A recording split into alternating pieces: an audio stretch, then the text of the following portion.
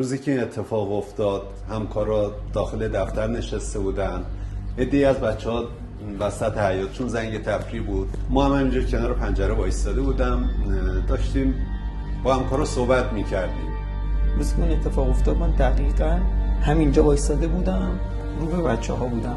مولویایی که حالا یه تعداد مولویا کنارم بودن و هدایت راهنماییشون می‌کردیم، اون بچه‌ها رو تحویل میدادیم می‌بردن.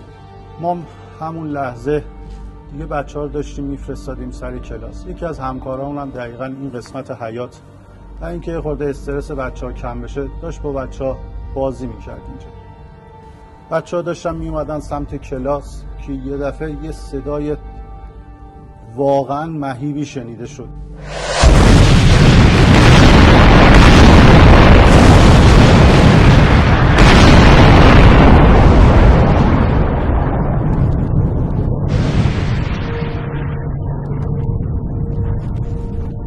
صدای اون انفجاری که یه طرف صدای جیغ بچه‌ها اصلا نمیدونستن چه کار کنن، کجا برن، هر کدومشون یه طرف میدویدن.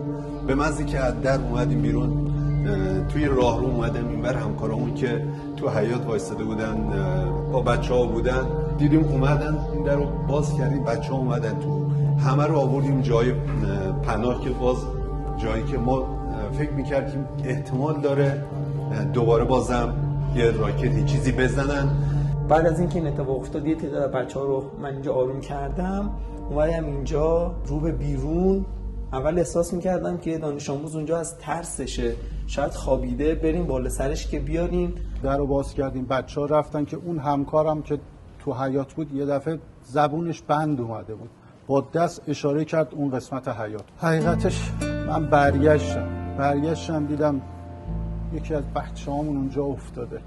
گفتیم که بریم بیاریمش. آقای فلا رفت بالا سرش، رفتم بالا سرش. آقای بختیار روشن هم رفت، دیدیم همونجا تموم کرده بود، همونجا شهید شده بود. میله دکل مخابراتی که بالای تپه بود از شدت انفجار اومد خورده سرش. پدر مادرش بنده خدا اومد داخل مدرسه دنبال پسرش میچرخید. اون لحظه واقعا بار اول من بهش گفتم فرستادیم رفته، معیار رفته، ولی دوباره دیگه اومد، دیگه طاقت نیاوردم، گفتم که بچه اینجا افتاده. دیگه تموم شده بود، شهید شده بود. هر چقدر شیوه گریه زاری داد و فریاد، شهید شده بود. بعد از اون پدرش اومد، نتونستم به پدر بگم چون بچه رو برده بودن، نتونستم.